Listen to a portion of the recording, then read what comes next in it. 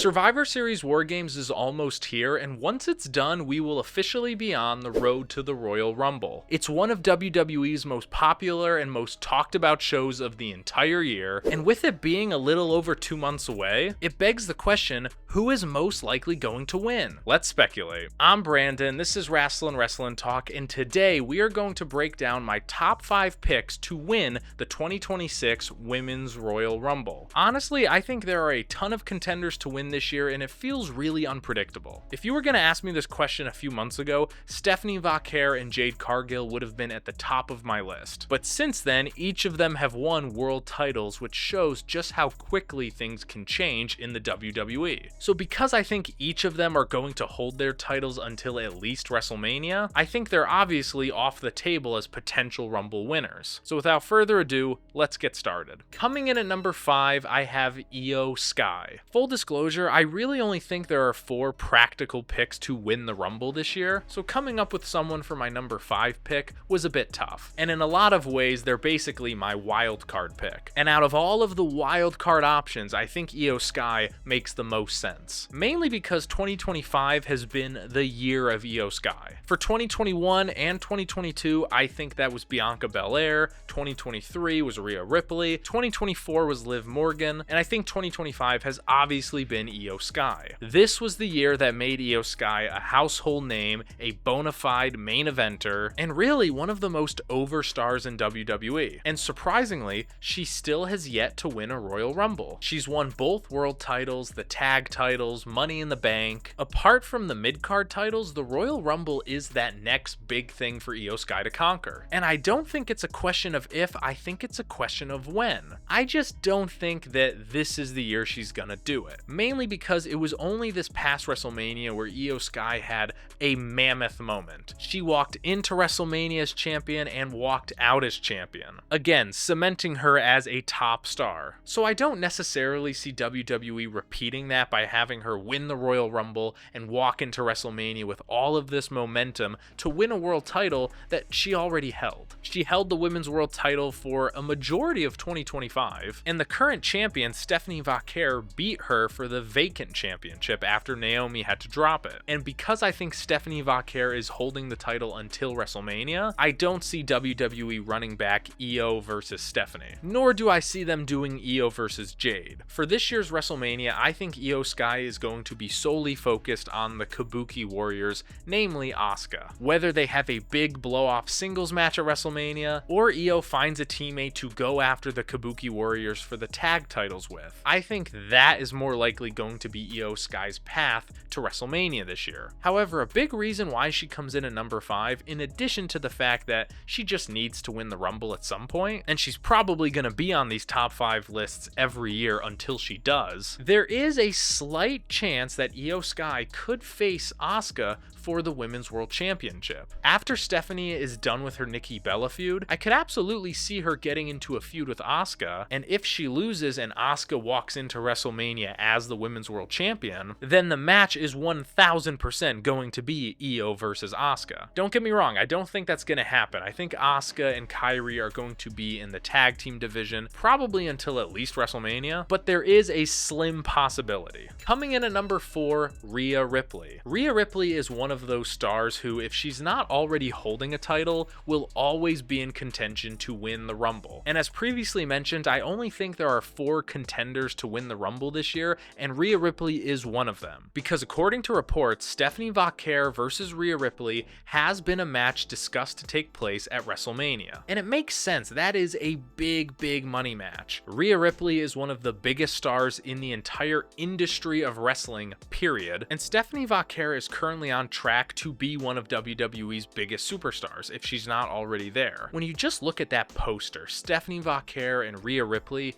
it's money. But I don't think it's gonna happen just yet, mainly because both of them are super over baby faces, and I just don't see WWE turning either one of them heel right now. I definitely don't see them turning Stephanie heel. I feel like WWE already dabbled with Rhea Ripley being a bit of a heel at this past WrestleMania, where after she lost the title to Iyo, the WrestleMania match was going to be Bianca versus Iyo, and then Rhea Ripley basically just bullied her way into the match, and not only did the crowd crowd not boo her, they cheered her and booed Bianca Belair instead, which tells me that WWE cannot turn Rhea Ripley heel right now. So while I do think Rhea versus Stephanie is a big money match, I feel like they're gonna save it for down the road when Stephanie is more established and WWE is more open to turning one of them heel, or at least leaning into that. Honestly, when I think of what Rhea Ripley is gonna do at WrestleMania this year, I find it hard to believe that her and Iyo Sky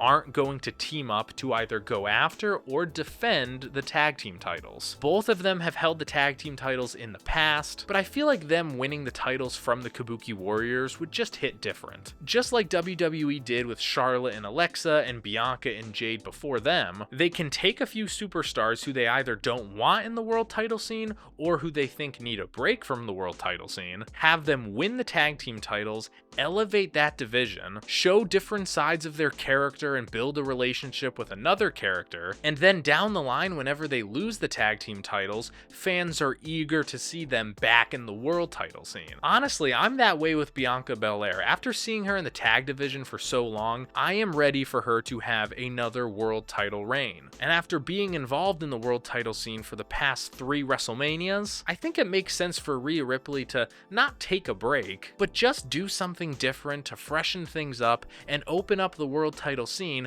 for someone else to do something, like Stephanie Vaquer. And honestly, before Rhea Ripley gets another big world title shot, I feel like she first needs to go through Iyo Sky, because up until now she hasn't been able to get a win over her yet. So I feel like Iyo and Rhea are going to get involved in the tag title scene. Eventually they're going to have a singles match. Rhea's going to win. I think that's how she gets back into the world title scene. Alright, the top 3 I'm actually really conflicted on. Again, I think Rhea Ripley has a chance to win the Rumble, although not a big one, and I think Iyo Sky is a wild card to win, but these 3, my top 3, I think have definite, real shots to win this year. Honestly, the order can change on a given day, but for now, this is what I'm going with. Coming in at number 3, Bianca Belair. Now, before we were talking about Rhea and Iyo possibly challenging Stephanie Vaquer WrestleMania for the women's world title. Not to spoil it, but the other 2 people on this list I would also have as potential challengers for Stephanie Vaquer. When it comes to who is going to challenge Jade Cargill at WrestleMania, to me, the only option is Bianca Belair. The story is right there, it makes sense, it's in the palm of WWE's hand. At WrestleMania 40, Bianca and Jade and Naomi teamed up to take down Damage Control, and afterwards Bianca and Jade won the tag team titles and had this big reign, but eventually Naomi attacked Jade, it caused this whole drama, and at Elimination Chamber 2025, Jade Cargill returned, attacked Naomi, revealing her to be Jade's attacker, thus blowing up the entire Big 3 relationship. And afterwards, not only did Naomi turn heel, but so did Jade. So it makes literally all of the sense that Bianca is the one to challenge and defeat Jade at WrestleMania. The only caveat is, will Bianca Belair be able to compete at WrestleMania this year? She's been out since WrestleMania 41 with a finger injury, and there doesn't seem to be any signs of her returning anytime soon, which could mean one of 2 things. 1, WWE just wants to save her for a Royal Rumble surprise, or 2, she's still dealing with the injury and probably will leading into WrestleMania season. Call me an optimist, but my hunch says that Bianca Belair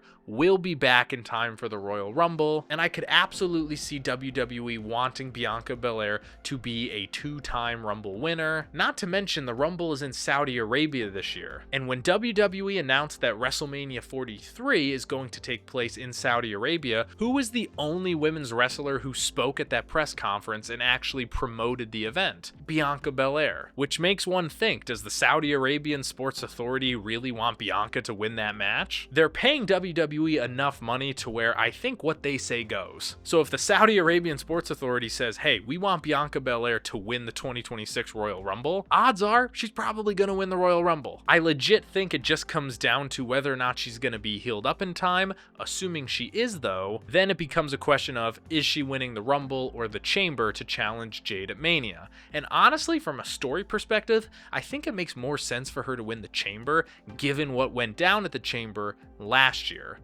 this past year. At the 2025 Chamber, she was fighting completely distraught. Naomi was attacked. It was this big emotional thing. I think it would be really cool if for this next Chamber, she walks in determined AF, wrecks everyone, gets the win, challenges Jade at Mania. I think that would be really cool. But of course, that would mean she has to win 2 Elimination Chambers in a row, which, I don't know, I don't care about. But this is the corner that WWE painted themselves into by having Jade walk into WrestleMania with the title and not Bianca. Because if Bianca was healed and somehow took the title from Tiffany, I could see Jade winning the Rumble easy. But now that Jade's the champion, it's kind of 50-50 on if Bianca's gonna win the Rumble or the Chamber, which is why she comes in at number 3. And also, if for some reason Bianca is not able to compete at WrestleMania, I feel like the opponent for Jade is going to be Charlotte Flair, who I absolutely do not see winning her 3rd Royal Rumble. No shot. So again, the orders can change at any moment. I could absolutely make a case for Bianca being number 1, but right now I'm going to go with number 3, mainly because my number 2 and my number 1 picks just make a bit more sense. Coming in at number 2, Becky Lynch. According to reports, not only is WWE considering Stephanie Vaquer versus Rhea Ripley for WrestleMania, they're also considering Stephanie Vaquer versus Becky Lynch. And this match, to me, makes way more sense than Stephanie versus Rhea, at least right now. Mainly because Becky's a heel, Stephanie's a babyface. I can absolutely see WWE wanting to add Becky Lynch to that list of 2-time Rumble winners. And also, this Clash of Generations template is something that WWE has been using for the past few years. Think of Sasha Banks versus Bianca Belair at WrestleMania 37, or Becky Lynch versus Bianca Belair at WrestleMania 38, or Charlotte Flair versus Rhea Ripley at WrestleMania 39, or Becky Lynch versus Rhea Ripley at WrestleMania 40, or Charlotte Flair versus Tiffany Stratton at WrestleMania 41. It's just a thing that WWE does. They have an established star put over a younger star in a big marquee WrestleMania match. So just looking at it through that lens, this match feels obvious. Honestly, if I was a betting man for who Stephanie was going to face at WrestleMania, right now, I would say Becky Lynch. She lost the IC title to Maxine Dupree. I don't think she's going to get it back. I think between now and WrestleMania, she's going to get in a feud with AJ Lee, eventually resulting in a big singles match, which honestly Becky can win. And after that, I could absolutely see Becky winning either the Rumble or the Elimination Chamber, and then challenge Stephanie Vaquer at WrestleMania and put her over in a big singles program. Becky would do for Stephanie what Charlotte did for Rhea, or what Sasha did for Bianca. Honestly, the more I talk about it, the more I convince myself that Becky Lynch is going to face Stephanie at WrestleMania. It just comes down to, is she going to win the Rumble or the Chamber? The only reason why she's not my number 1 is because there's one other superstar who hasn't won a Royal Rumble yet, who I think the WWE fans are going to be so behind that WWE can't avoid it. And that is Liv Morgan. According to reports, Liv Morgan is going to return to action around January 2026. What event is happening January 31st? The Royal Rumble. So to me, it is all but confirmed that Liv Morgan will be returning during the Royal Rumble. And even though she was a heel at the time she got injured, I think when Liv Morgan returns in the Rumble, the crowd is going to go nuts. It's weird, I feel like in her time off, Liv Morgan has become a babyface, and I think a lot of that has to do with her suffering a real life injury. Usually when wrestlers come back from an injury, they're just a babyface by default, unless WWE makes it very clear, no, they're a heel, kind of like Charlotte Flair at this past Royal Rumble. But with Liv Morgan, I feel like when she comes back, fans are just going to be so behind her, just wanting her to finally win a Royal Rumble, because her and Natalya are the only 2 superstars who have been in every single women's Royal Rumble match. So just like Iyo Sky, it's not a question of if, it's a question of when. When is Liv Morgan finally going to win a Royal Rumble? And honestly, I feel like this could be the year. And even though WWE may want the match to be Stephanie versus Becky, I think it could be a situation like the Daniel Bryan movement where they just can't avoid it and Liv Morgan has to be inserted into that match. But instead of inserting her after the fact, why not just have her win the Royal Rumble and then insert Becky Lynch after the fact, because she's the heel, she can politic her way into the match, and that would make the the match cleaner because you want people to cheer for Stephanie, people are obviously going to be cheering for Liv Morgan, and then people can boo Becky Lynch as the heel. If the match is just Stephanie versus Liv, I think you run into the same problem if the match was Stephanie versus Rhea, where the crowd doesn't necessarily know who to chant for, which, hey, is not a bad thing, but WWE has shown that they don't really do that these days. Generally, they make it very clear who they want you to cheer for and who they want you to boo. But if you add Becky Lynch into that match, now they have someone to boo, and then they can just cheer both Stephanie and Liv. Honestly, to me, it makes sense. I feel like the momentum is entirely on Liv Morgan's side. I think this is the year she finally wins a Royal Rumble. So really, my top 3 picks, Liv, Bianca, and Becky, I feel like any one of them can win. Bianca versus Jade, I think, is definitely going to happen, so it just comes down to which event is Bianca going to win. Becky versus Stephanie makes total sense when you look at the past few years of women's title matches at WrestleMania, but then you have Liv Morgan, who fans are just so behind and so want to win a Royal Rumble. That's similar to the We Want Cody movement or the Yes movement. WWE may not be able to avoid it. And I'm not saying that Liv Morgan was as over as Cody and Daniel Bryan were, but look at what happened with the women's world title scene at this past WrestleMania. They inserted Iyo Sky into that match because they knew that fans were so behind her. I could see them doing the exact same thing with Liv Morgan. But that's it. Those are my top 5 picks to win the 2026 Women's Royal Rumble right now. Stay tuned for another video that I'll make about the men, and let me know your top 5 picks down below. I'll see you next time. Bye bye.